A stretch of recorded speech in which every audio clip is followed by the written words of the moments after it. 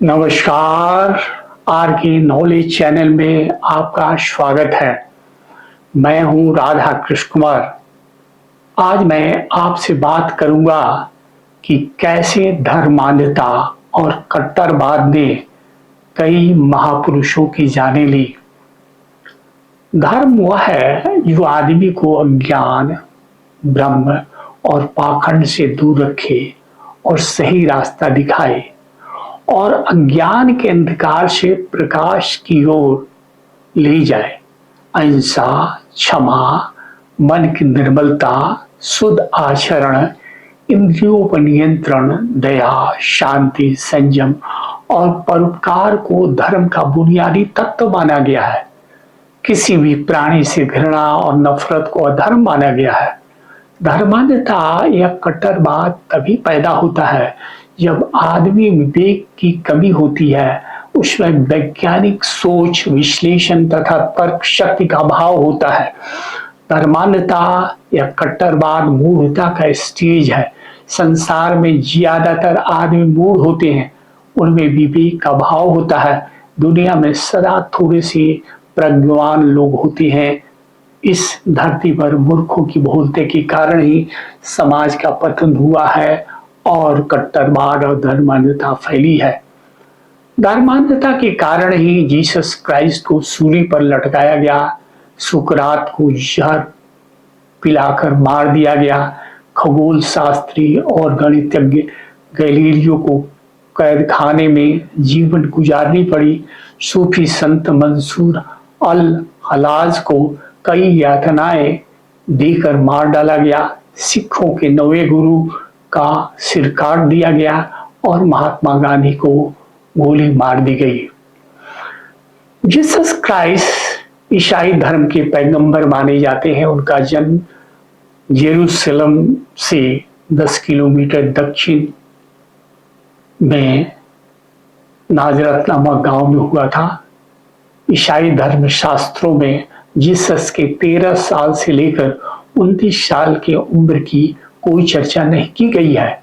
कहा जाता है कि जीसस 13 से 29 साल के अंतराल में भारत के कश्मीर, लद्दाख, नेपाल तथा तिब्बत की यात्राएं की थी तथा बौद्ध धर्म की शिक्षाएं ली थी। सबसे पहले 1894 में एक रूसी लेखक निकोलस नोटोविच ने the unknown life of Jesus Christ नामक एक पुस्तक में इस बात को लिखा था कि जीसस ने अपने 13 से 29 साल के बीच एक बौद्ध भिक्षु का जीवन बिताया था और 29 साल की उम्र में वे जेरूसलम लौट गए थे और अपने जन्मभूमि के आसपास के इलाकों में कमजोर, बेसहारा तथा अपाहिज लोगों की सेवा करने लगे थे तथा लोगों को करुणा का संदेश देते थे। वे कहते थे कि ईश्वर की कृपा उन लोगों पर ज्यादा होती है जो लोग नेक दिल और साफ मन के होते हैं। जीसस के विचारों से बहुत लोग प्रभावित होने लगे और उनकी लोकप्रियता दिनों दिन बढ़ने लगी, जिससे वहाँ के यहूदी धर्म के पुजारियों तथा शासक वर्गों का अच्छा नहीं लगा। उन्होंने सोचा कि जीसस ही यहाँ का राजा बन जाएगा।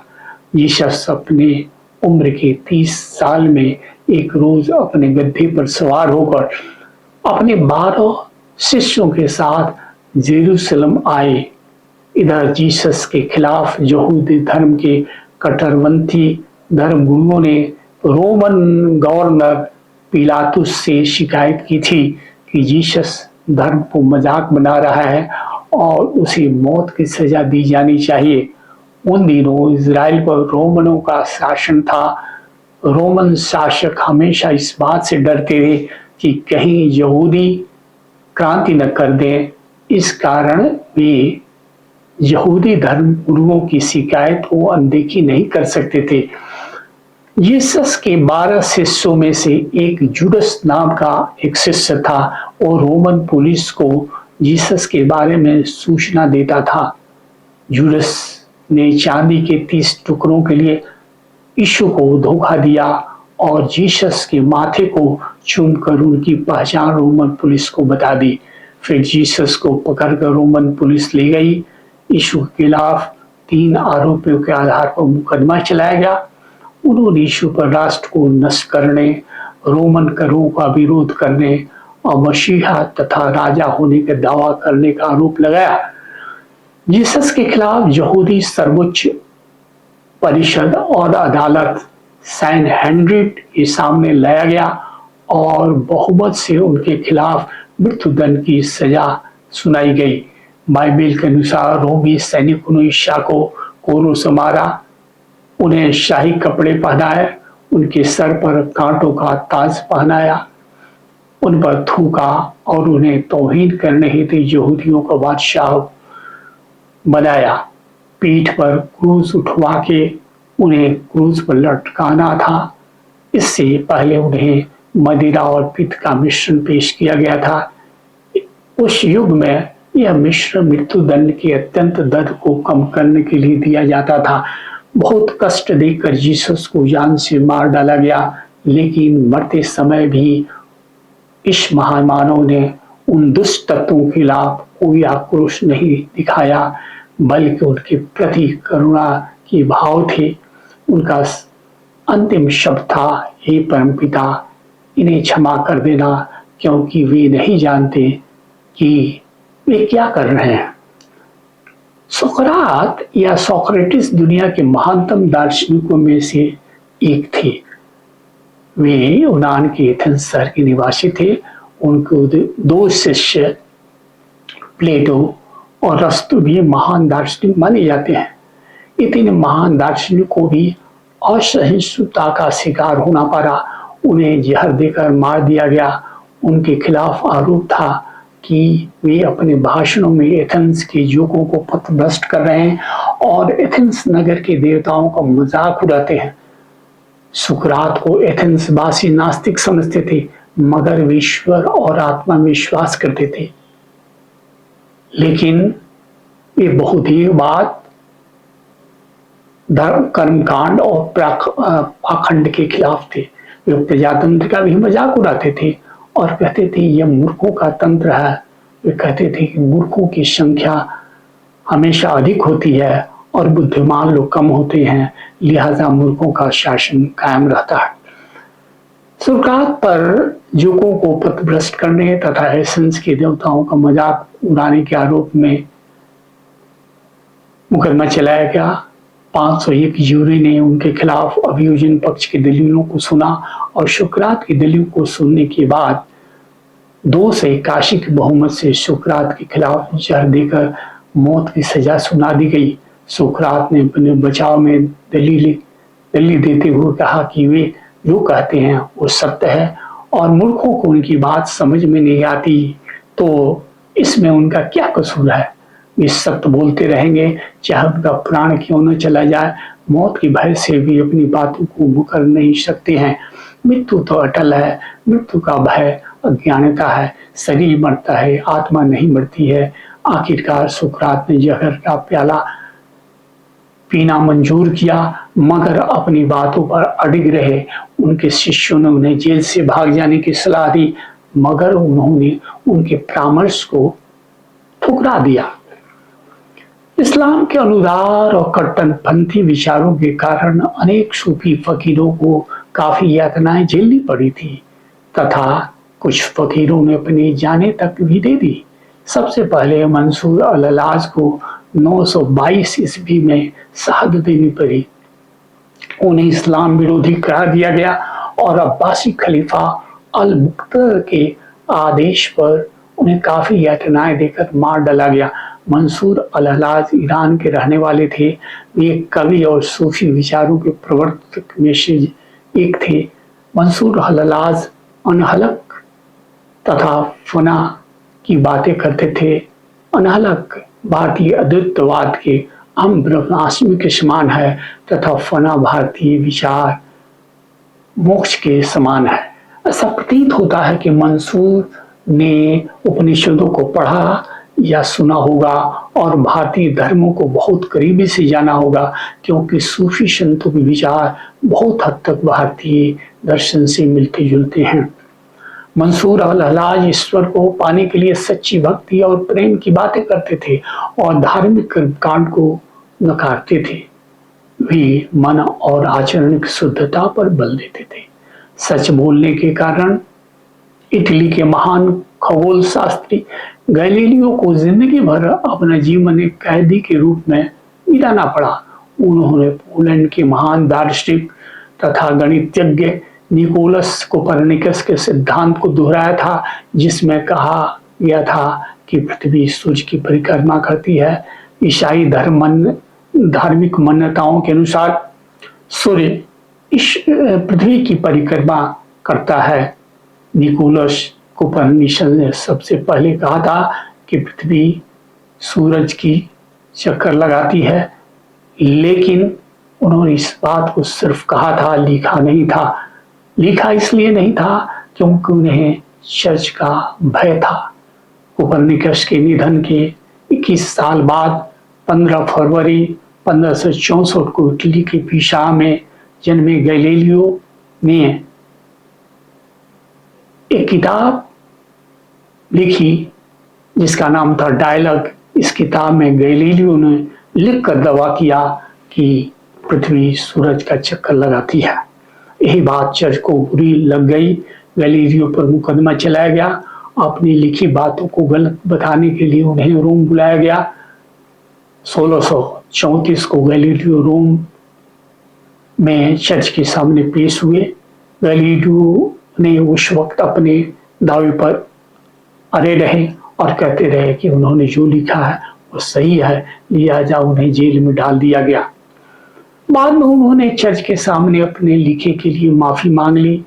उनकी सजा कम कर दी गई, लेकिन उन्हें घर में ही नजरबंद कर दिया गया। उनकी किताबों को छापने पर रोक लगा दी गई। नजरबंदी के दौरान ही 8 जनवरी 1642 को मृत्यु हो गई। गुरु तेग बहादुर सिखों के 9वें गुरु थे। उन्हें धर्म, मानवीय मूल्यों, आदर्शों और सिद्धांत की रक्षा के लिए प्राणों की आहुति दी।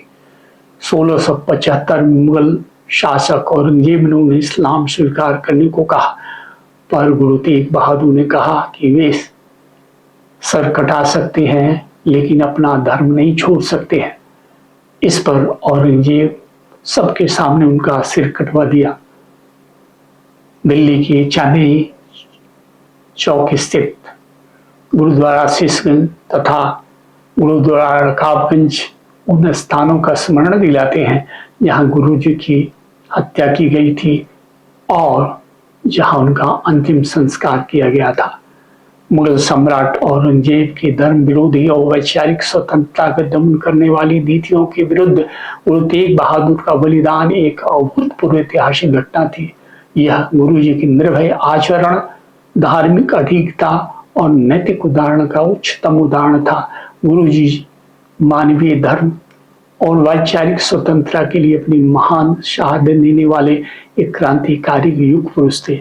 11 नवंबर 1675 ईस्वी को दिल्ली की चांदनी चौक में काजी ने फतवा पढ़ा और जल्लाल जलालुद्दीन ने तलवार से गुरु साहिब का शीश धड़ से अलग कर दिया, किंतु गुरु तेग बहादुर ने अपने मुंह से सी तक नहीं कहा।